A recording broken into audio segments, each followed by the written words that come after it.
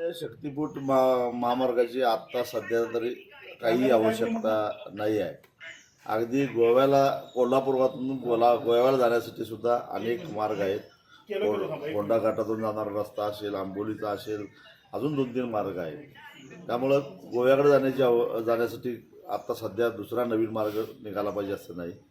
कोल्हापूरवरनं सोलापूर असेल, उस्मानाबाद असेल, तुळजापूर असेल, लातूर असेल, नांदेड असेल, या दिशेनं जाण्यासाठी सुद्धा सध्या राष्ट्रीय महामार्ग आहे आणि त्याच्यावरच गर्दी अतिशय तुरळक आहे.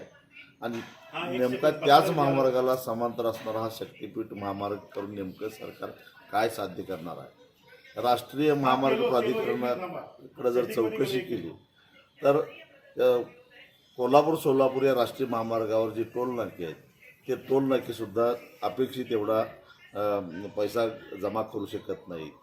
अगदी उदाहरण द्यायचं झालं तर सांगली जिल्ह्यातला शिरडोनमधला जो टोल नाका आहे तिथं राष्ट्रीय महामार्ग प्राधिकरणाला दररोज 40 लाख इतका टोल अपेक्षित होता, पण तिथं जेमतेम 7 ते 8 लाख रुपये इतकाच गल्ला गोळा होतो.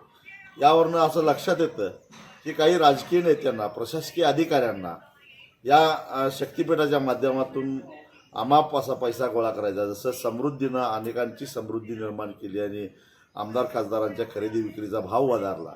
आता नेमकं कशाची खरेदी विक्री करायची आहे, कुणाला आर्थिक शक्ती द्यायची आहे, भाविकांची मागणी नाही, शेतकऱ्यांची मागणी नाही, शेतकऱ्यांचा विरोध आहे. अशा परिस्थितीमध्ये 12च्या 12 जिल्ह्यातल्या शेतकऱ्यांनी मिळून हा मार्ग होऊन द्यायचा नाही असा निर्धार केला. 6 महिन्यापासून आम्ही ही जागा सोडली असं म्हणत होते. त्यांना वाटत होतं की मी उमेदवार आहे, उमेदवारांना पक्षाच्या नेत्यांना भेटलं पाहिजे आघाडीतल्या. त्या पद्धतीनं मी उद्धव ठाकरेंना भेटलो, 2 वेळा भेटलो. कोल्हापुरातले काँग्रेसचे प्रमुख नेते असणाऱ्या बंटी पाटलांना भेटलो. त्याचबरोबर पवारसाहेबांच्याबरोबर सुद्धा मी दूरध्वनीवरून चर्चा केली होती. परंतु या सगळ्यांनी शेवटी जे करायचं तेच केलं. खरं तर त्यावेळी मला असं सांगितलं गेलं तर पाठिंबा दिल्यानंतर नेमकं निवडून आल्यानंतर काय भूमिका घेणार याच्या संदर्भामध्ये काही ड्राफ्ट तयार झालेला होता आणि तो ड्राफ्ट जयंत पाटलांनी, बंटी पाटलांनी तयार केलेला होता. परंतु नंतर त्यांनी आपला उमेदवार जाहीर केला.